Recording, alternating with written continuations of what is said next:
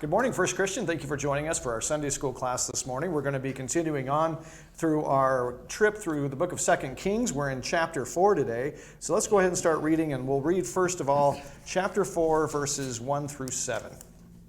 Now the wife of one of the sons of the prophets cried to Elisha, "Your servant, my husband, is dead. And you know that your servant feared the Lord, but the creditor has come to take my 2 children to be his slaves." And Elisha said to her, "What shall I do for you? Tell me, what have you in the house?" And she said, "Your servant has nothing in the house except a jar of oil." Then he said, "Go outside, borrow vessels from all your neighbors, empty vessels and not too few. Then go in and shut the door behind yourself and your sons, and pour into all the vessels. And when one is full, set it aside." So she went from him and shut the door behind herself and her sons. And as she poured, they brought the vessels to her. When the vessels were full, she said to her son, "Bring me another vessel." And he said to her, "There is not another." Then the oil stopped flowing. She came and told the man of God, and he said, "Go, sell the oil and pay your debts, and you and your sons can live on the rest." All right, so Elisha has his ministry here is kind of going to take on a very symbolic nature to it, as he's going to now, there's going to be a series of miracles that are going to happen, a series of things that are going to happen. Kind of the placement of these, or the sequence of these is going to be really important. When the Bible puts things in there, everything is in the Bible for a reason. So a lot of times we read the Bible and we say, well, I don't really understand this, or I don't understand why this is in here. Or sometimes it's repetitive and we say, well, why is this repeating itself? Or sometimes we'll say, well, why are these stories in the order that they're in? And all of those are really good questions to ask, because there's always an answer to that. It's never arbitrary or random. And what we see here is that, we saw last week with this problem that Israel and the northern kingdom had, where they were oppressing a people that they shouldn't oppress, and they were conducting war in a manner that they shouldn't. And the reasoning behind that was that they were leaving the faith that had established them. So if you recall, and you guys weren't really here last week because I was gone last week, and so this was the online thing that we did for last week. So maybe you've had a chance to see it, maybe you haven't. But what took place was that there is this situation where Moab is this country that has rebelled against the northern kingdom of Israel, and so they want to go to war against them to recover the taxation that they were getting from them, the tribute that they were getting from them. And so they bring Judah into this, and then they go and they decide to attack them through the desert, and they run out of water, and it looks like everything's going to go poorly. And what happens is that they call on a prophet of God to help them out, and Elisha says, "Hey, this is what's going to happen. God's going to send water in this riverbed. There's not going to be any rain, but water's going to appear, and you're going to then press this attack, and you're going to stop up the cisterns, and you're going to cut down the trees, and you're going to do all these things." And everything then happens the way the prophet says it's going to happen. And then there's this twist at the end where the king of Moab gets up on the city wall and sacrifices his son to the local god. And then Israel, it says, a wrath comes on Israel, and they're kind of driven away, and they don't end up being able to press the attack. They don't end up getting anything out of it. They're really stopped at the very last moment. And it's a strange story, and Elisha's involvement in it is strange, because it appears as if he's giving them the advice to go and do this thing, and then God gets mad at him at the end for doing it. Now, the thing that we talked about in this lesson for last week was that the reality of the situation is that Elisha doesn't tell them to do these things. He says, this is what you're going to do. And if they were wise, if they had known the law of God, they first of all would have known that Moab was not to be attacked and subjugated the way that they were doing that. Second of all, they would have known that God's commands for warfare are that you don't cut down the fruit-bearing trees in the land. Because the idea of taking dominion over the land and making the land fruitful is such an important concept to God that even when you're attacking your enemies, you don't do that. And there's a number of reasons for doing that. But basically what had happened was Israel had decided to, rather than follow God and worship Him the way God had called for Him to do, they decided to do their own worship, which was just a close approximation of what God had called for. They decided to, instead of doing the worship the way that God had wanted them to do and go down to Jerusalem and worship in Jerusalem at the temple, they decided to kind of create their own temples and to worship golden calves. Now, they were worshiping Yahweh, but they were doing it through the idol of a golden calf. They were doing it through the mediation of an idol, of a thing.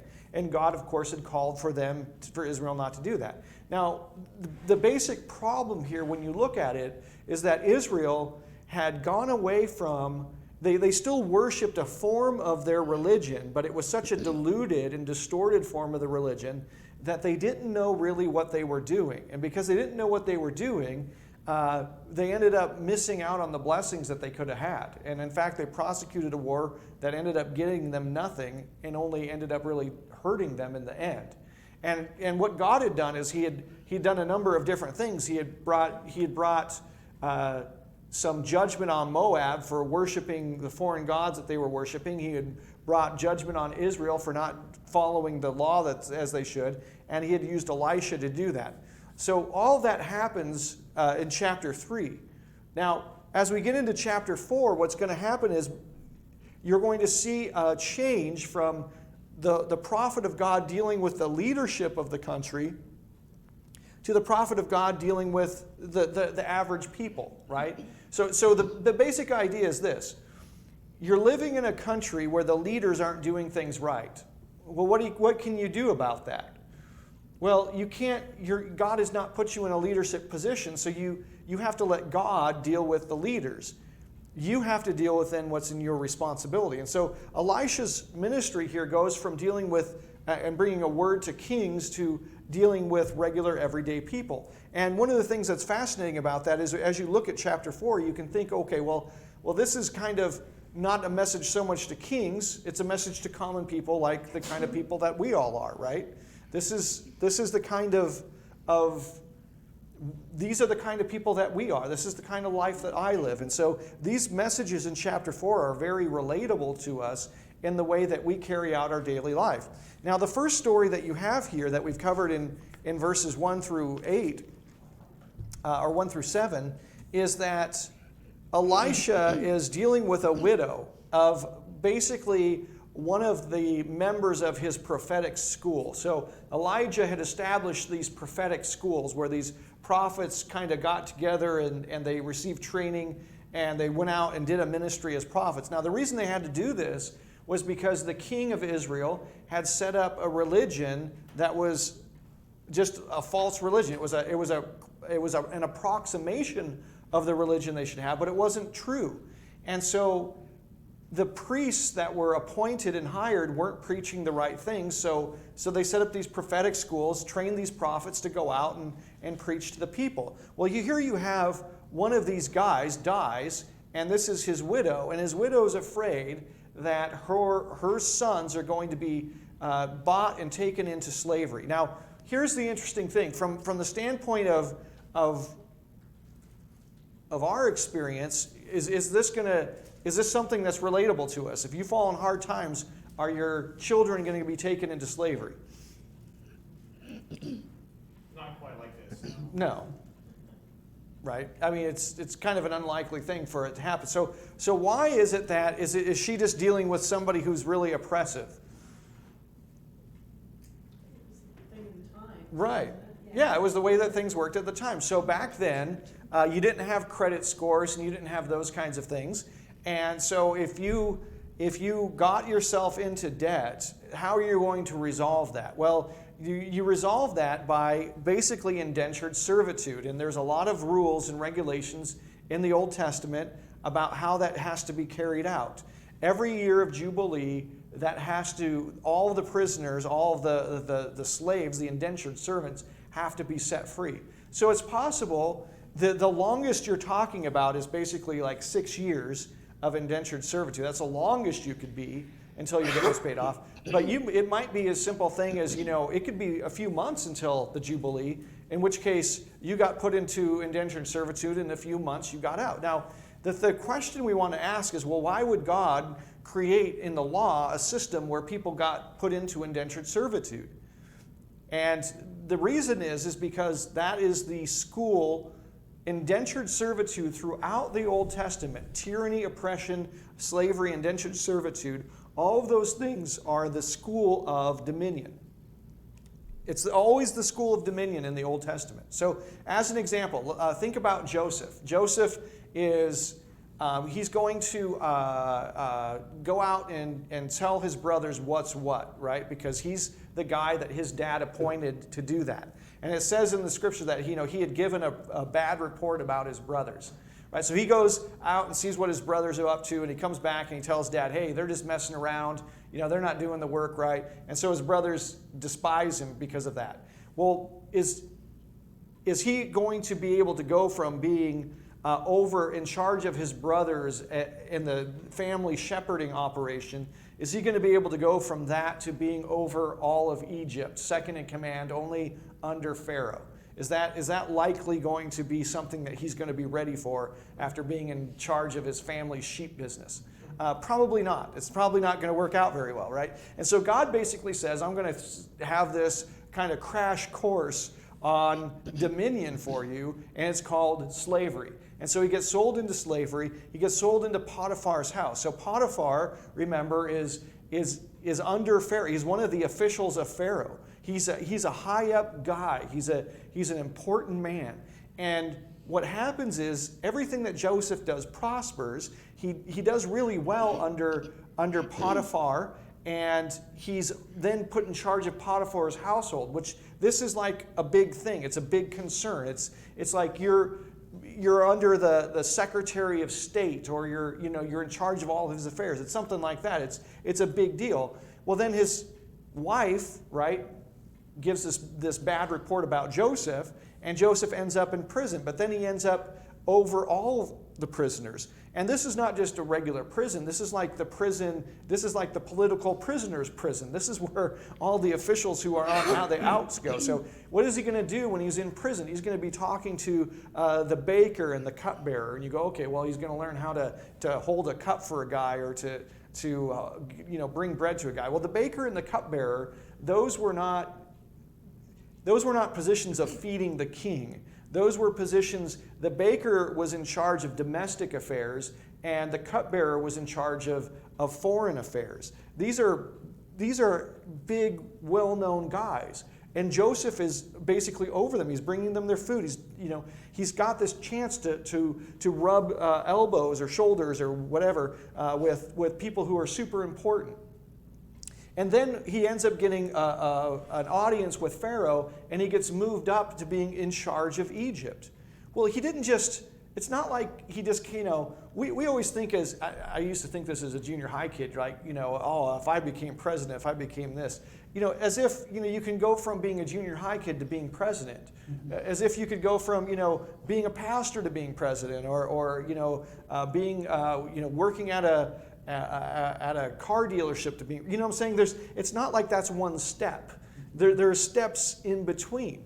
And all the time in the Bible, those steps are brought about by being under tyranny. So what does it mean to be under tyranny in the Bible? How is there any modern examples of being under tyranny?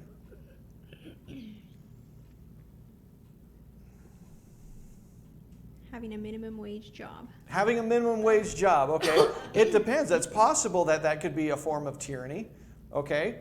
Any other examples? Are you looking outside the country? No, mostly like kind of what we experience from a day-to-day standpoint. Sometimes if you have a coach, if you're an athlete and you have a coach, that can be being under tyranny, right? We don't have a lot of forms of this right now.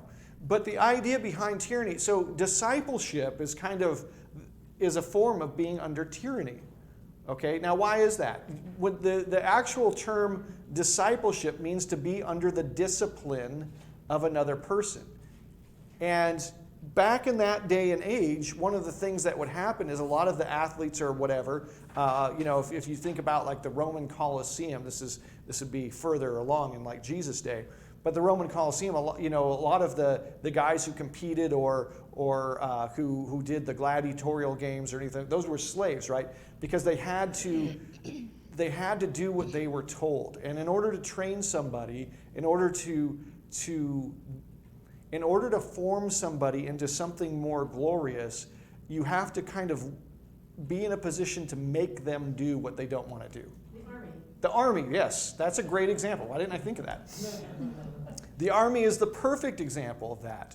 If you had a situation where, it was like the army was like a regular job and people could just show up or not show up or quit or do whatever, they just decided to call out one day.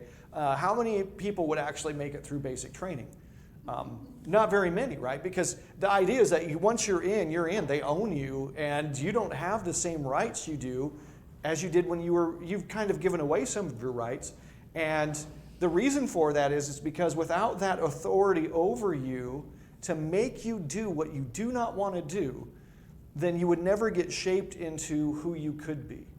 And so the Bible sets up this form of tyranny. It sets up this indentured servitude. And basically what takes place is that you can as the person who owns the indentured servant, you can force them to become what they needed to become, but weren't able to become on their own.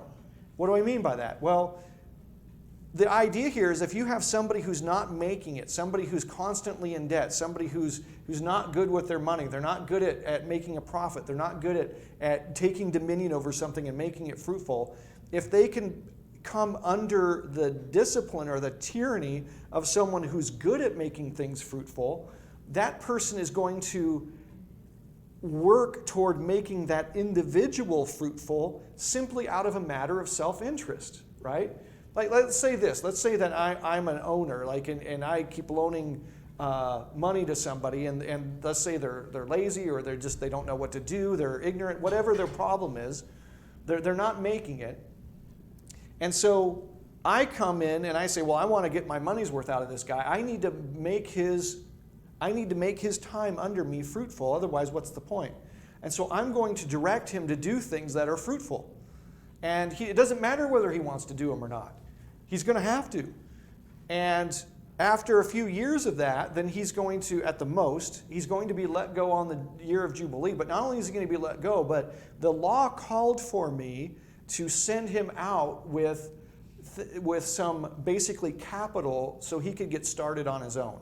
That's what the law called me to do as the guy who was in charge of the indentured servant, is that when I let him go, I had to send him out with gifts. I had to send him out with stuff that he could get started on his life. So that's the situation. Now, here's the problem. If these two sons are out there doing that, what's going to happen to this widow? If these two sons are taken into indentured servitude to pay the debts, what's going to happen to this widow? She's not going to have.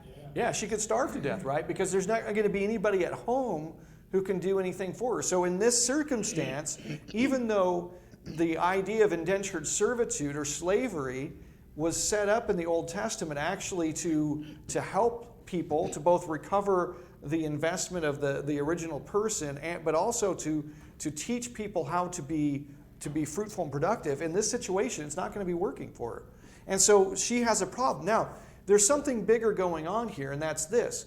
This idea of taking the one thing that she has in her house, which is oil, and then selling that, it's not just a simple matter of, well, use whatever you have and God's going to increase it. There's actually more going on than there. So let's look at Zechariah chapter 4 and look at verse 1 through 7. Because there's actually, in all these stories of these prophets, there's a ton going on here.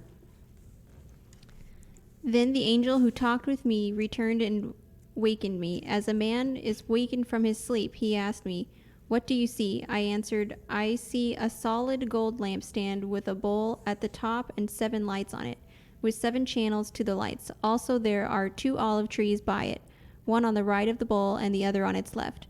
I asked the angel who talked with me, What are these, my lord? He answered, Do you not know what these are?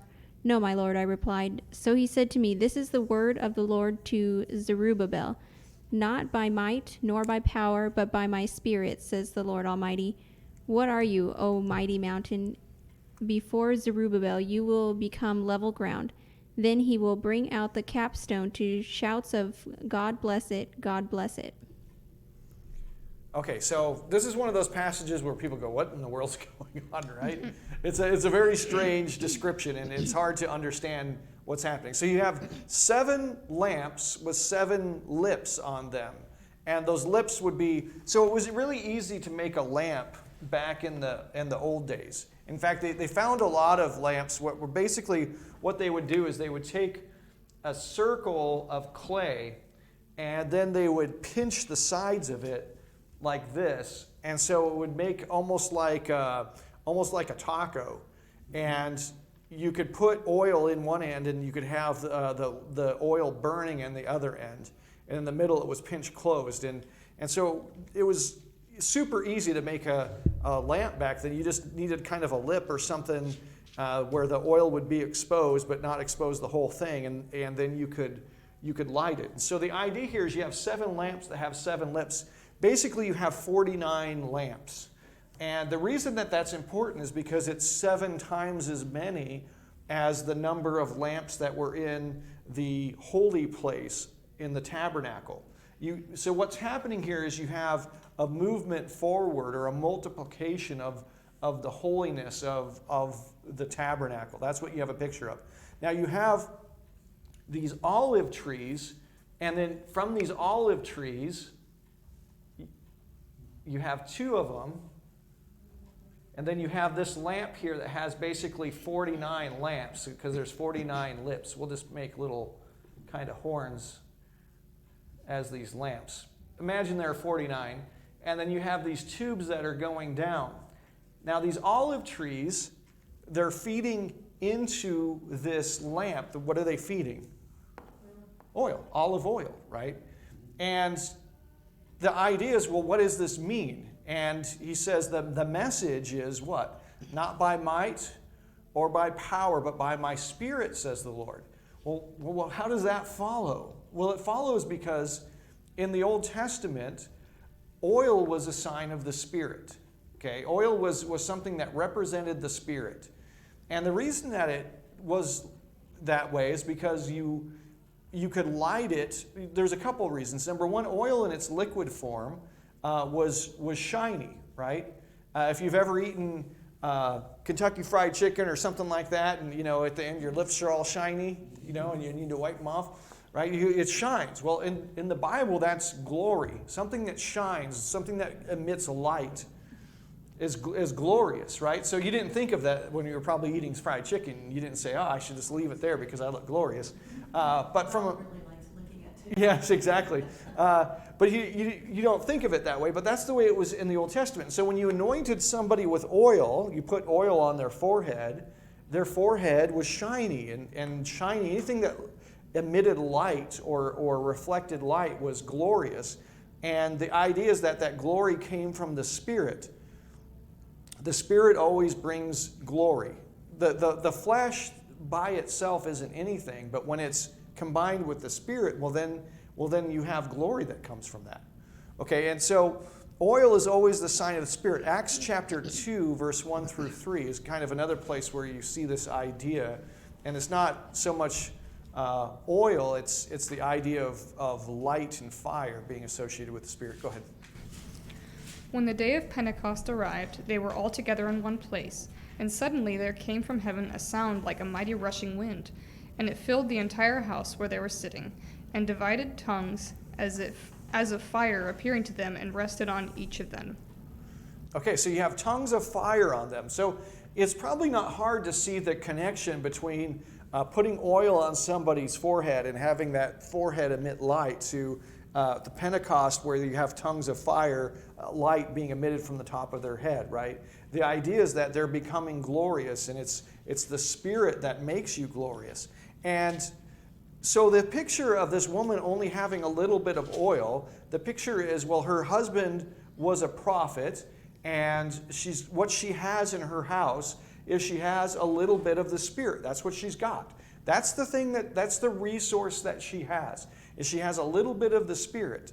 And the idea behind this is an interesting one. It's okay, well, you're in trouble, and the only thing you have is you have a little bit of the Spirit. So what do you do with that? If you want to get yourself out of trouble, what are you going to do with that? What are you going to do with if your only resource is a little bit of the Spirit? Now, normally, if you have a resource and you want to get out of trouble, you want to make sure and hold on to that resource, right?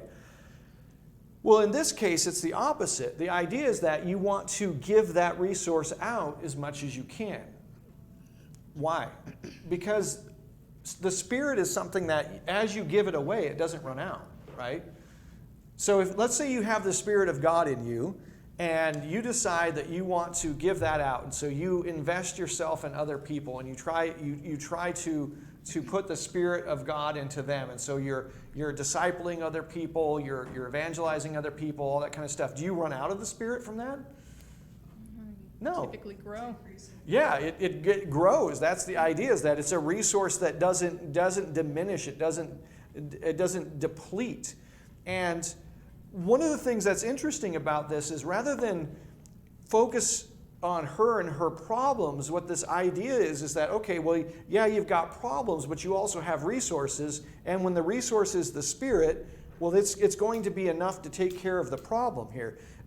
This happens all over the Bible, and one of the things that's interesting is that this idea of the Spirit and community is always opposed to tyranny. The way that you really solve the problem of tyranny is not just by you having the Spirit, it's actually by making sure the community has the Spirit. Because the avoidance of tyranny is not an individual thing, it's a community thing. Think about it this way. Let's say you go down into the worst neighborhood in Mogadishu, Somalia.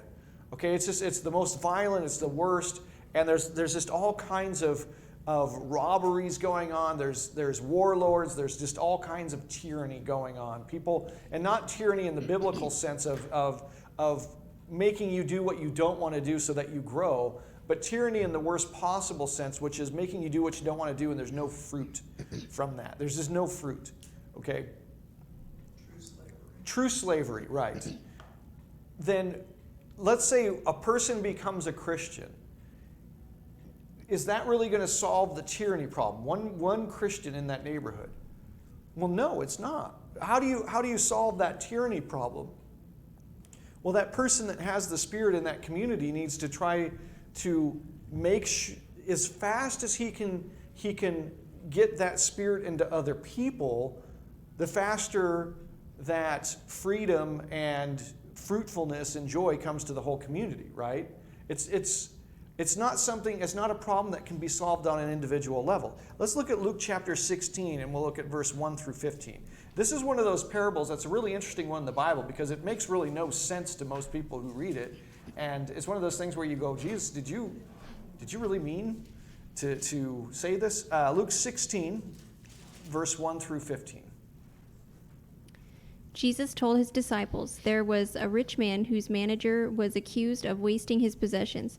So he called him in and asked him, what is this I hear about you? Give an account of your management, because you cannot be manager any longer. The manager said to himself, what shall I do now? My master is taking away my job. I'm not strong enough to dig, and I'm ashamed to beg. I know what I'll do so that when I lose my job here, people will welcome me into their homes. So he called in each one of his master's debtors. He asked the first, how much do you owe my master? 800 gallons of olive oil, he replied. The manager told him, take your bill, sit down quickly, and make it 400. Then he asked the second, and how much do you owe? 1,000 bushels of wheat, he replied. He told him, take your bill and make it 800. The master commanded the dishonest manager because he had acted shrewdly. For the people of this world are more shrewd in dealing with their own kind than are the people of the light. I tell you, use worldly wealth to gain friends for yourselves, so that when it is gone, you will be welcomed into eternal dwellings. Whoever can be trusted with very little can also be trusted with much, and whoever is dishonest with very little will also be dishonest with much. So if you have not been trustworthy in handling worldly wealth, who will trust you with true riches? And if you have not been trustworthy with someone else's property, who will give you property of your own? No servant can serve two masters. Either he will hate the one and love the other, or he will be devoted to the one and despise the other. You cannot serve both God and money. The Pharisees, who loved money, heard all this and were sneering at Jesus. He said to them, you are the ones who justify yourselves in the eyes of men, but God knows your hearts. What is highly valued among men is detestable in God's sight. So that's one of those weird things that, you read it and you go, well, I mean, this guy was really dishonest, and Jesus is like, hey, he's smart. It's strange, but what is the point of Jesus' parable there? What is he really driving at?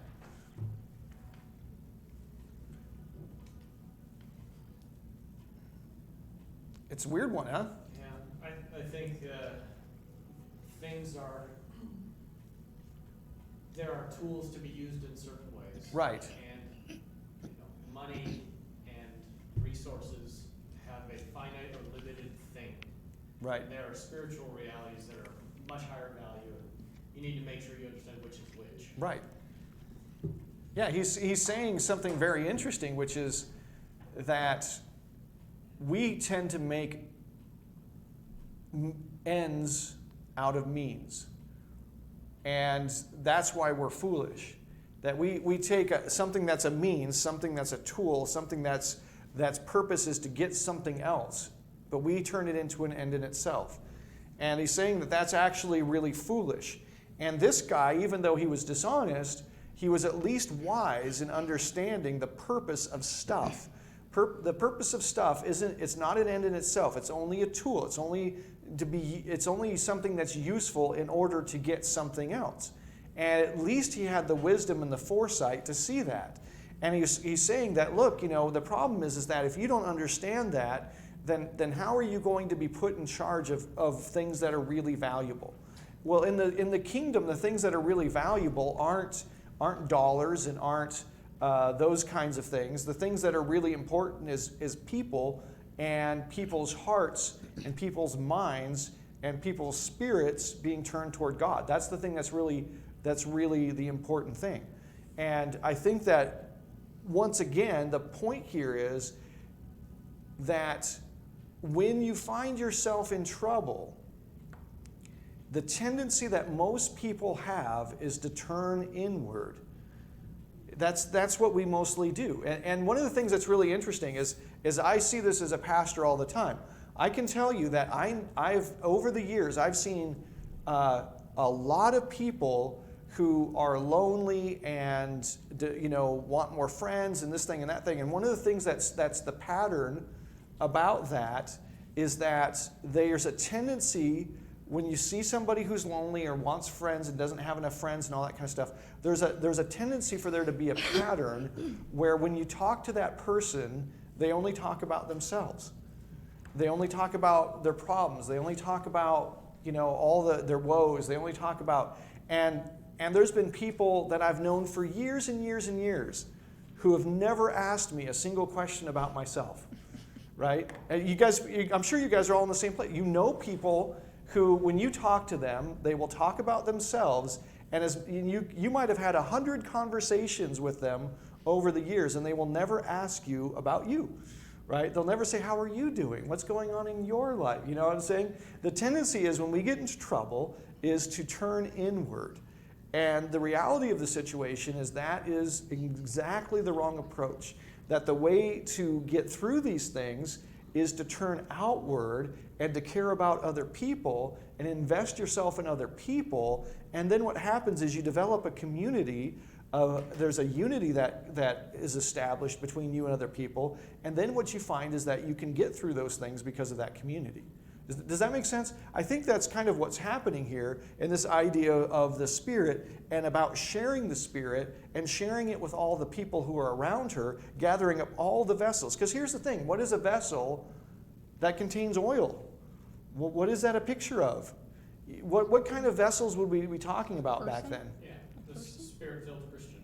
Yeah, it's a Spirit-filled Christian. The picture of a vessel is a pot of clay that has oil in it, and it's come from this house. This house has gathered all the vessels from all around and filled them with oil. I think it's very clear what the implication of that is. So I think that's kind of what's happening here. Now, there's going to be another story, and like I said, the order of these stories is going to be important. So let's read the next one, verses 8 through 17. One day Elisha went on to Shunem, where a wealthy woman lived, who urged him to eat some food. So whenever he passed that way, he would turn in there to eat food. And she said to her husband, "Behold now, I know that this is a holy man of God who is continually passing our way. Let us make a small room on the roof with walls and put there for him a bed, a table, a chair, and a lamp, so that whenever he comes to us, he can go in there." One day he came there, and he turned into the chamber and rested there. And he said to Gehazi, his servant, "Call this Shunammite." When he had called her, she stood before him, and he said to him, "Say now to her, see, you have taken all this trouble for us. What is to be done for you? Would you have a word spoken on your behalf to the king or to the commander of the army?" She answered, "I dwell among my own people." And he said, "What then is to be done for her?" Gehazi answered, "Well, she has no son, and her husband is old." He said, "Call her." And when he had called her, she stood in the doorway. And he said, "At this season, about this time next year, you shall embrace a son." And she said, "No, my lord, O man of God, do not lie to your servant." But the woman conceived, and she bore a son about that time the following spring, as Elisha had said to her. All right, so you have this situation where we go from the idea of this widow, and she's got one resource. She's got oil, and she's going to give that basically out. She's going to pour it into the vessels that are borrowed from the neighbors. And then we go to the Shunammite woman, and she's just somebody who sees Elisha going back and forth and offers him food, then says, "Hey, why don't we make him a place to stay here, because he's going back and forth all the time, and then he can pull in here and stay." And so she brings him into her household. Okay, and this is going to be an important thing. She's providing hospitality. And once again, what you have is this idea of somebody who's reaching out to other people in the community, who's caring about other people in the community, and what ends up being the result of that, okay? So Elisha says, "Hey, what can I do for you?" And she's like, "Well, nothing, I'm fine." But he finds out that she doesn't have a kid, and her husband's old, and so the future for her looks pretty bleak. She's gonna be a widow at some point, and then she's going to fall on hard times, because if you didn't have kids, and kids were your Social Security, right? That's the way that it worked back then. She doesn't have any, and so she's going to fall on hard times. But even though she's going to fall on hard times, she's being generous with him. All right, so let's read verses 18 through 37. The child grew, and one day he went out to his father, who was with the reapers. My head, he said to his father. His father told his servant, "Carry him to his mother." After the servant had lifted him up and carried him to his mother, the boy sat on her lap until noon, and then he died. She went up and laid him on the bed of the man of God, then shut the door and went out. She called her husband and said, "Please send me one of the servants and a donkey, so I can go to the man of God quickly and return." "Why go to him today?" he asked. "It's not the new moon or the Sabbath." "It's all right," she said. She saddled the donkey and said to her servant, "Lead on, don't slow down for me unless I tell you." So she set out and came to the man of God at Mount Carmel. When he saw her in the distance, the man of God said to his servant Gehazi, "Look, there's the Shunammite. Run to meet her and ask her, 'Are you all right? Is your husband all right? Is your child all right?' 'Everything is all right,' she said. When she reached the man of God at the mountain, she took hold of his feet. Gehazi came over to push her away.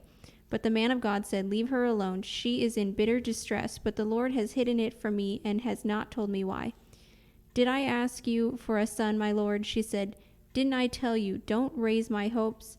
Elisha said to Gehazi, "Tuck your cloak into your belt, take my staff in your hand, and run. If you meet anyone, do not greet him, and if anyone greets you, do not answer. Lay my staff on the boy's face." But the child's mother said, "As surely as the Lord lives and as you live, I will not leave you." So he got up and followed her. Gehazi went on ahead and laid the staff on the boy's face, but there was no sound or response. So Gehazi went back to meet Elisha and told him, "The boy has not awakened." When Elisha reached the house, there was the boy lying dead on his couch. He went in, shut the door on the two of them, and prayed to the Lord. Then he got on the bed and lay upon the boy, mouth to mouth, eyes to eyes, hands to hands. As he stretched himself out upon him, the boy's body grew warm. Elisha turned away and walked back and forth in the room, and then got on the bed and stretched out upon him once more. The boy sneezed 7 times and opened his eyes. Elisha summoned Gehazi and said, "Call the Shunammite," and he did. When she came, he said, "Take your son." She came in, fell at his feet, and bowed to the ground. Then she took her son and went out. Okay, so this is a weird story too, and that's great when they're weird because you learn more.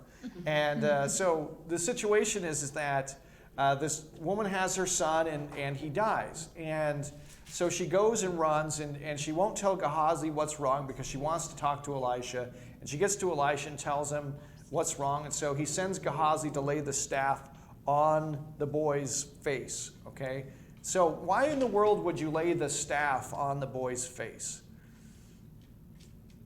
It seems odd. Wasn't the staff, what we learned, the extension of the owner's arm? Yes, it's the extension of the owner's arm. And being the extension of the owner's arm, the arm kind of stood for strength, and the staff kind of represented, it was kind of the idea of discipline or the law. The idea behind that is when you were a shepherd and you wanted a sheep to go someplace, you tap it and go, okay, you go over here, you go over here. It's something that you use to direct, right? And the picture here is a picture of the law not being able to bring him back to life, but the person identifying with him being able to bring him back to life. That's what happens with Elisha laying on the kid, is he's identifying with the kid. And by identifying with the kid, that's what's going to bring life. And this actually happens a number of times in the Bible. This happened with Elijah. Elijah did the same thing. Paul will do something similar when the guy falls out the window from him preaching so long and gets killed. So there's a lot of precedence in the Bible for this idea, but it's the idea of identification with the person. And basically what you have here is you have a woman who gives hospitality and identifies with Elisha, and then Elisha comes and identifies with her son and brings about her having a kid. And again, the idea here is one of when you're in trouble, when you're having difficulties, because remember, she doesn't have a kid, she's facing a bleak future, is when you reach out to other people, then that can be something that mitigates those problems. And it's not hard to see, even apart from something supernatural, how that might happen, right? As an example, I had a great aunt that never had any kids, but she took my dad kind of in and under her wing, even though my dad, had his own mother.